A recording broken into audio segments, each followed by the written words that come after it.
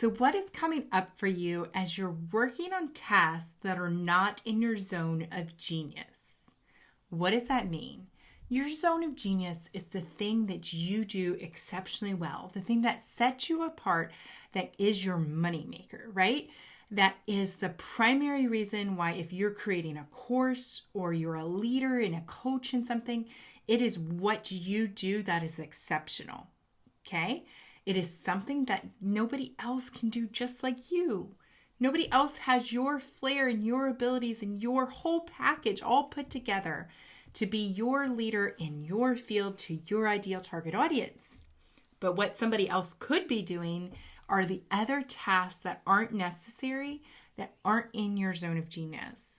So I just worked with a particular client, and she was seeing that what was coming up for her is she was spending a lot of time on all the details of putting the course together. Not writing the content, that would be in her zone of genius, but actually putting it together, all the nitty-gritty details about how it's going to open and how people access it and how people get to it, right? Those things could be done by somebody who's an integrator, somebody whose job is they enjoy all the tech aspects and they enjoy putting those pieces and laying them out and seeing how everything comes together, and even somebody who would market it for her, okay? There is value in knowing the essentials of how that runs from a big picture perspective, but you don't have to be doing all those little details. That could be passed on to somebody else.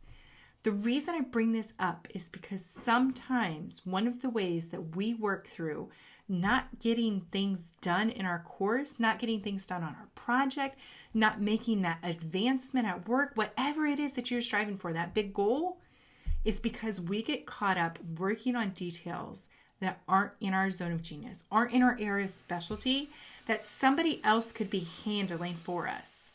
And when we get lost in that, we think we're doing something really great. It feels productive in the moment, right? We're doing something, but by losing sight of what is really our specialty, we give power away and we lose time and we lose energy and we lose perspective.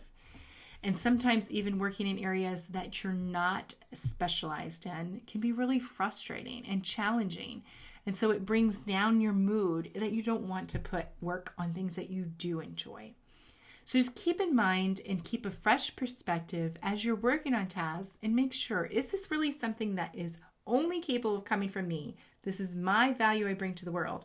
Or is this something that I might be able to delegate, might be able to find another way of doing, or maybe it's not even necessary. Sometimes we just complicate things.